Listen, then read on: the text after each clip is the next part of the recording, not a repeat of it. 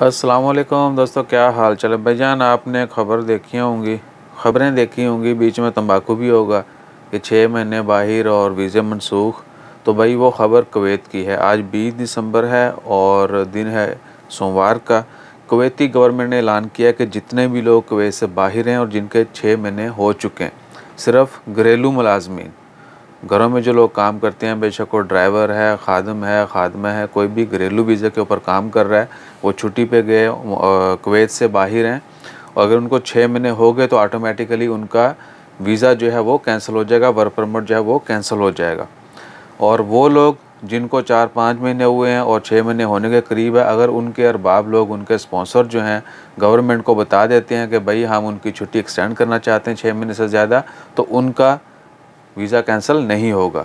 जो लोग अपडेट नहीं करेंगे 6 महीने कंप्लीट होने से पहले गवर्नमेंट को, उनका वीज़ा जो है ऑटोमेटिकली कैंसिल होगा 6 महीने के बाद। जो गवर्नमेंट को बता देंगे कि हम इनकी छुट्टी 6 महीने से ज़्यादा एक्सटेंड कर रहे हैं, तो उनका वीज़ा ऑटोमेटिकली कैंसिल नहीं होगा। ये ख़बर कुवैत की है। ओमान या दीगर जीसीसी ममालिक का इससे कोई लेना देना नहीं है। आपको बात समझ आ गई होगी कि हम किसकी बात कर रहे हैं। तो बहरहाल अगर कुवैत लिख दिया जाता साथ में तो तंबाकू ना होता। अपना ख्याल रखें, दुआओं में याद रखें। और मेरे ख्याल से अब हमें जो है ना, तंबाकू फैलाने वालों को पेलना शुरू कर देना चाहिए। जज़ाकल्लाह, अल्लाह हाफ़िज़।